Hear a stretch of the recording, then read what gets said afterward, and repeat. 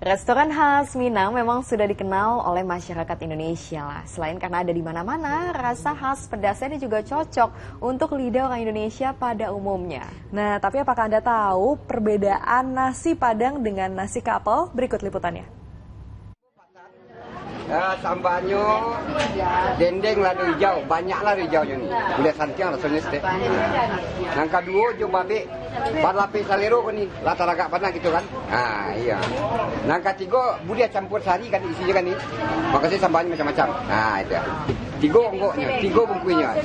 Sebengnya tabah. Sebengnya harus tabah nih. Kalau sejarah nasi kapau itu ya, yang di kapau itu kan banyak orang yang jualan, ada macam-macam gitu kan. Tapi yang lebih identiknya orang nasi itu kebanyakan nasi kapau yang dijual.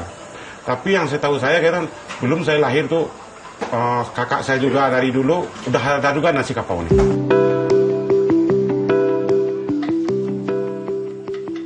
Kalau saya gitu kan, kalau memasak nih udah turun-temurun gitu. Udah dari orang tua saya gitu.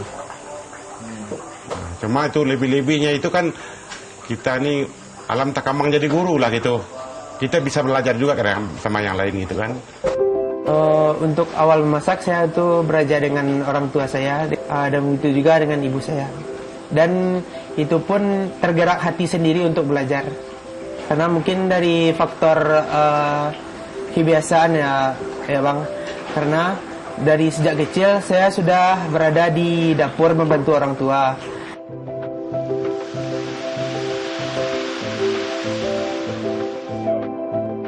Nah, ini suatu kebanggaan bagi saya karena ada satu kuliner yang berasal dari desa saya yang sangat diminati oleh orang-orang luar. Kalau perbedaan nasi Padang dengan nasi kapau itu ya, kalau nasi kapau ini boleh dibilang nggak ada pakai rempah. Kalau nasi Padang itu kan banyak pakai rempah kan. Kalau menu khususnya itu kan tunjang harus ada, usus juga harus ada, dendeng juga harus ada itu sama ikan mie telur tuh.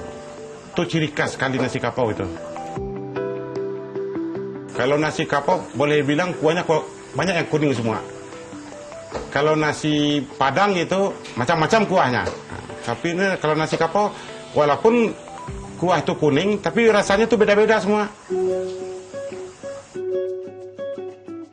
Kalau untuk nasi kapau sendiri itu nasi itu udah lengkap Bang. Kayak dari nasi ada sayurnya, ada kalau kapau ini ada sedikit khasnya dari sayurnya kayak sayur nangkanya, sayur kol dan sayur kacang panjangnya dan juga ada rebungnya. Itulah ciri khas nasi kapau gitu kan.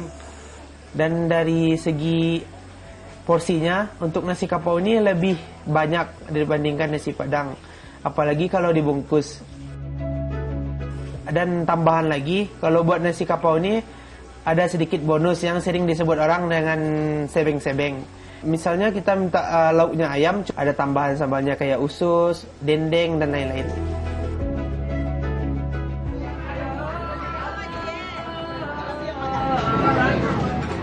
Secara penyajiannya lah gitu. Penyajian lah, kalau umumnya nasi kapau itu nggak ada dihidangkan kayak itu.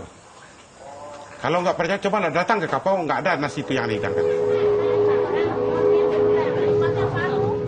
Orang langsung minta bisa ke situ kan, tengok lauknya langsung nampak kan. Kalau dari sini pakai telase itu kan dari cermin orang tengok. Kalau ini langsung diminta, langsung dia duduk bisa di situ.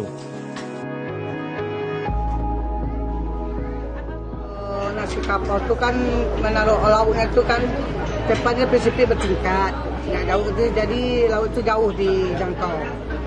Jadi prinsipnya memang pakai telur panjang, kalau pendek kan nggak bisa diambil laut.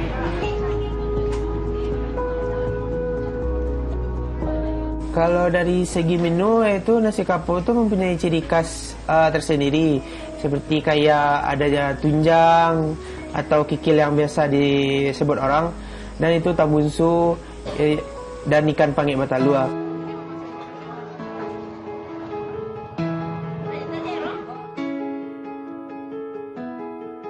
Itu menengok harinya, kadang hari libur, hari biasa, lain-lain.